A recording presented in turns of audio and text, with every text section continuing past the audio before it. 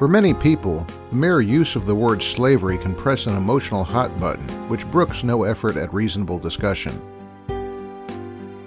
We use the phrase slave wages to refer to low pay.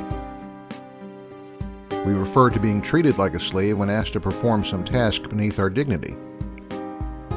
But it's doubtful that many people use such language with anything like a full-orbed grasp of how slavery is to be defined.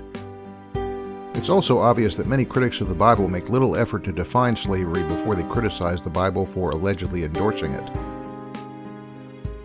What is it that defines slavery and differentiates it from any other relationship that might appear similar?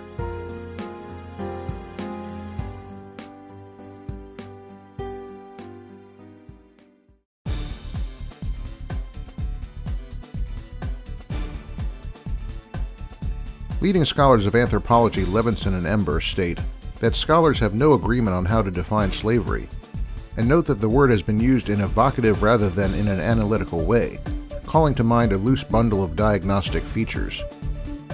So if scholars are still up in the air about how to define slavery, what do the critics say about it? I had a look at multiple works critical of the Bible on this point, and found that there were two leading objections to the morality of slavery. First, slavery is objectionable because it regards humans as property that can be bought and sold. Second, it is objectionable because it restrains a person against their will and without lawful authority. While some critics may believe that these 2 points offer sufficient clarification, in reality they only make the issue more complex. Take the first claim that slavery regards humans as property. The immediate and obvious problem is that the very concept of property is itself in need of definition.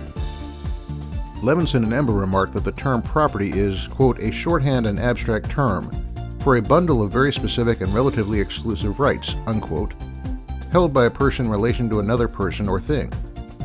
It is also not something exclusive to what we would call slavery. In pre-colonial Africa, for example, a kinship group has the right to sell both slave and non-slave members. Philosophically, there are multiple issues with which you have to wrestle in order to define property. In fact, you can find extended philosophical discussion on what the term actually means and what rights it entails. What about the second factor, that slavery is objectionable because it restrains a person against their will and without lawful authority? Well, like the property objection, this one also immediately runs headlong into the problem of anachronism. What we today call freedom, Levinson and Ember note, is a value that only emerged in modern times. For people of many cultures, including the biblical world, it was not a question of whether you served someone else, but whom you served.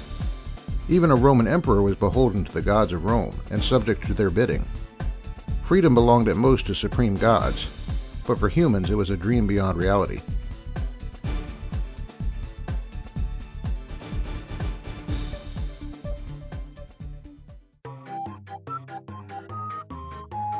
It's doubtful that critics of the Bible will make much of these distinctions concerning the terms property and freedom. For such persons, slavery is as the Supreme Court Justice Potter Stewart reputedly said of pornography, "I know it when I see it."